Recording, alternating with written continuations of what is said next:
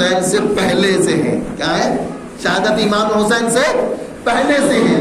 کیا عمل ثابت ہے؟ آپ صلی اللہ علیہ وسلم کا روزہ رکھنا. کیا رکھنا ہے؟ روزہ رکھنا.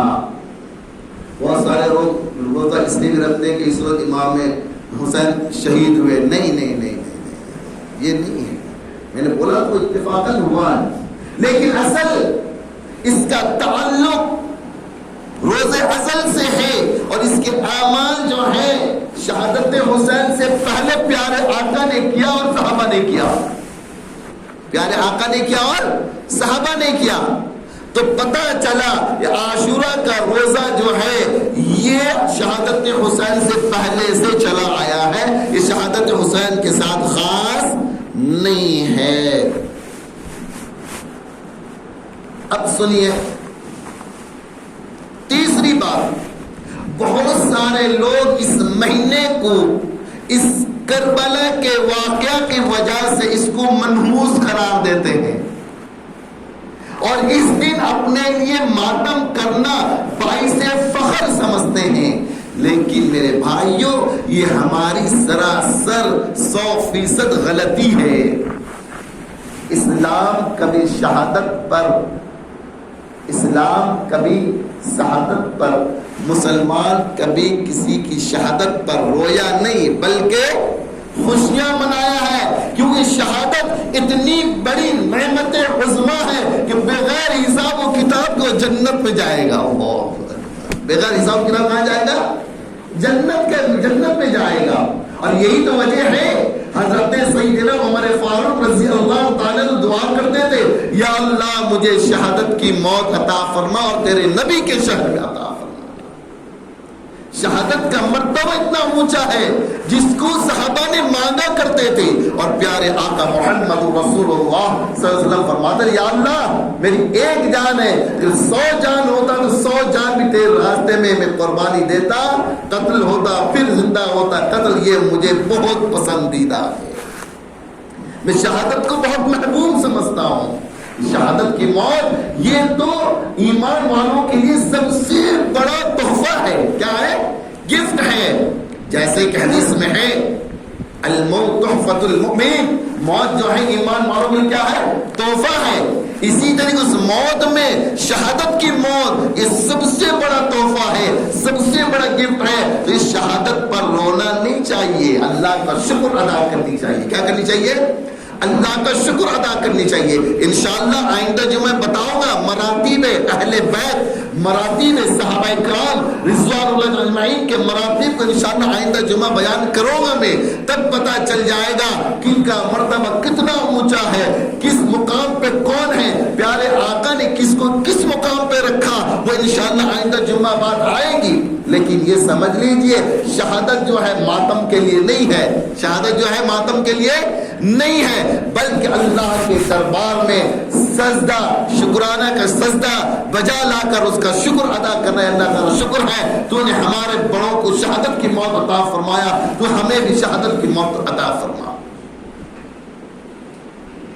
تیسری بات یہ ہے کہ اس مہینے میں لوگ شادی کرنا اپنے لیے کیا سمجھتے ہیں؟ منحوس سمجھتے ہیں. یہ عجیب دماغ میں لوگوں کے گھر کر گئی ہے کہ اس مہینے میں شادی نہیں کرنا، کیونکہ اس مہینے میں کربلا کا واقعہ پیش آیا. عاشورہ کا دن ہے. جب میں نے بولا عاشورہ کئی خوشیوں کا بھی کیا ہے؟ ذریعہ بنا ہے. یونس علیہ السلام کو مچھلی کے پیٹ سے رہائی اسی عاشورہ کے دن میں ہی اللہ نے عطا فرمایا تھا. رہائی خوشی کا نہیں موقع، توبہ کا قبول ہونے کے خوشی کا موقع نہیں ہے. فرعون کے ظلم سے موسیٰ قوم کو رہائی ہونے خوشی کا ہے کہ غمی کا موقع ہے بھائی. تو ہم اس دن میں ماتم کر کے اس بات کو ثابت کر دیں، یا اللہ تیرا دستور الٹا ہے، ہمارا دستور صحیح ہے.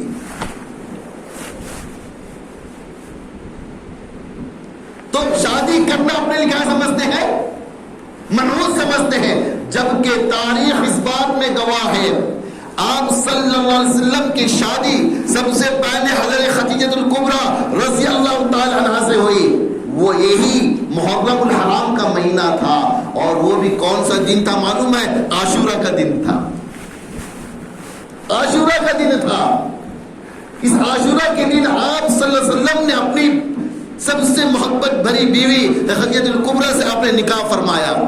اور ایک روایت میں آتا ہے 7 ہجری میں امہات المومنین میں سے، تاریخ کو یاد کر لیجئے، امہات المومنین حضرت صفیہ سے نکاح اسی محرم الحرام کے مہینے میں آپ نے کیا، اسی محرم الحرام کے مہینے آپ نے کیا۔ اور آگے چلیے، حضرت ام کلثوم یہ کون تھی معلوم ہے؟ معلوم ہے؟ تازیہ اور کیا کیا بنانے والے معلوم ہے ام کلثوم کون تھی؟ ماتم کرنے والے بتاؤ ام کلثوم کون تھی؟ نہیں معلوم۔ ام کلثوم آپ صلی اللہ علیہ وسلم کی بیٹی تھی، آپ کی بیٹی تھی۔ آپ کا نکاح یعنی ام کلثوم کا نکاح حضرت عثمان غنی سے اسی محرم الحرام کے مہینے میں آپ نے کیا۔ اور سب سے بڑی تاریخ، سب سے بڑی تاریخ جس پر ہم ناز کرتے ہیں، جس کے لخت جگر کو کربلا کے میدان میں شہید کیا گیا، وہ سید النساء اہل جنہ حضرت فاطمہ الزہرا رضی اللہ تعالی عنہا، وہ علی ابن ابی طالب کرم اللہ وجہ کی ذات ہے۔ آپ دونوں کی نکاح جو ہوئی وہ اسی محرم الحرام کے مہینے میں۔ تب بتاؤ اگر یہ منحوس ہوتا مہینہ تو آپ صلی اللہ علیہ وسلم ازواج مطہرہ سے اپنا نکاح کرتے اس مہینے میں، پھر اپنے لخت جگروں کا ام کلثوم فاطمہ زہرا کا نکاح اس مہینے میں کرتے۔ تو ہم اس بات کو عیاں کر دے رہے ہیں، کھول دے رہے ہیں، اے نبی تمہیں معلوم نہیں ہے محرم منحوس مہینہ تھا، ہمیں معلوم ہے محرم منحوس کا مہینہ، اس لیے ہم نکاح نہیں کرواتے۔ اب ہم کس کے خلاف جا رہے ہیں؟ کس کے خلاف جا رہے ہیں؟ پیارے آقا محمد رسول اللہ صلی اللہ علیہ وسلم کے خلاف جا رہے ہیں۔ جو پیارے نبی کے خلاف جائے گا وہ کتنا رسالت کا نعرہ لگا دے، وہ سب بیکار، سب بیکار۔ میرے بھائیوں، بزرگ اور دوستوں، تو اس لیے کہا جاتا ہے اس مہینے کو جہاں لوگوں نے خرافات کے ساتھ منسوب کر دیا ہے، تو اس مہینے میں آپ کو کام کر کے دکھائیے کہ اس مہینے میں لوگ جہاں شادی کو حرام قرار دے رہے ہیں یا منحوس قرار دے رہے ہیں، تو میں اس مہینے میں اپنا نکاح کر کے بتاؤں گا کہ مہینہ منحوس نہیں ہے، یا اپنے بچوں کا نکاح کر کے بتلاؤں گا کہ مہینہ منحوس نہیں ہے، یا اپنے رشتہ داروں کا کسی کا نکاح کر کے بتلا دوں گا لوگوں کو کہ مہینہ منحوس نہیں ہے۔ اور کوئی گئے گزرے دور میں ایک سنت کو اگر زندہ کرتے تو اس کو کتنے ثواب ملتی ہیں؟ 100 شہیدوں کے ثواب ملتے ہیں۔ کتنے ملتے ہیں؟ 100 شہیدوں کے ثواب ملتے ہیں۔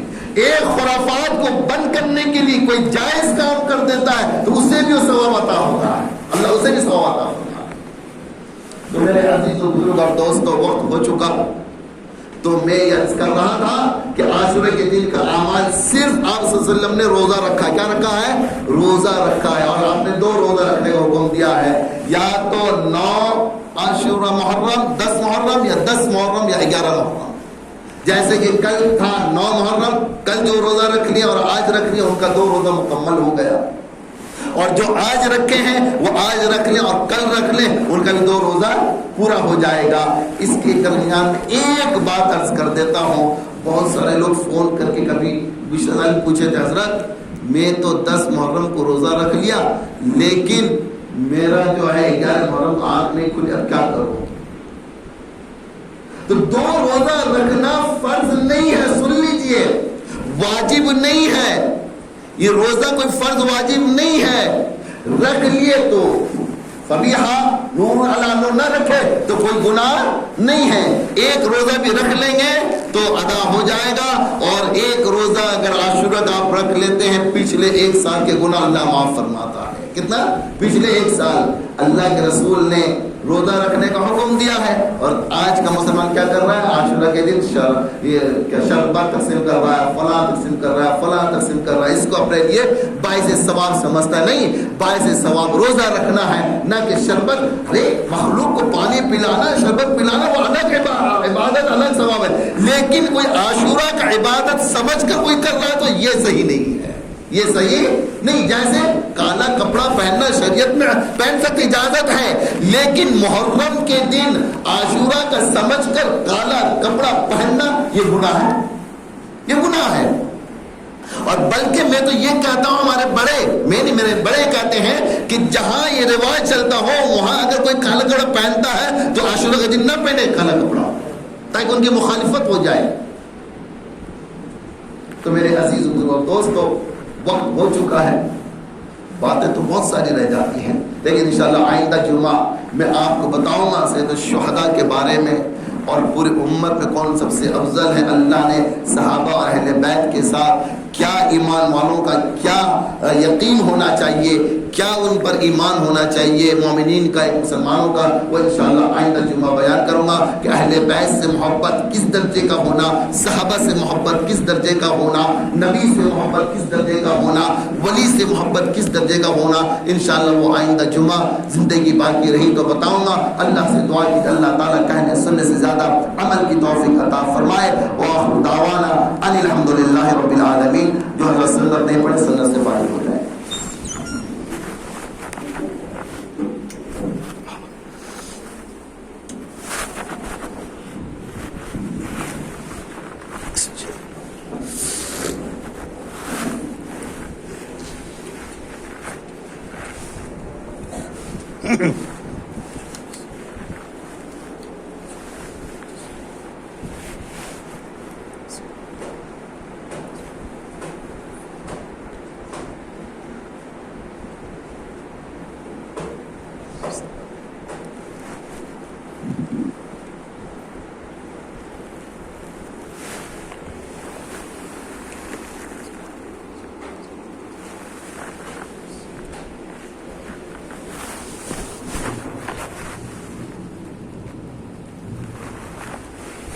Yeah.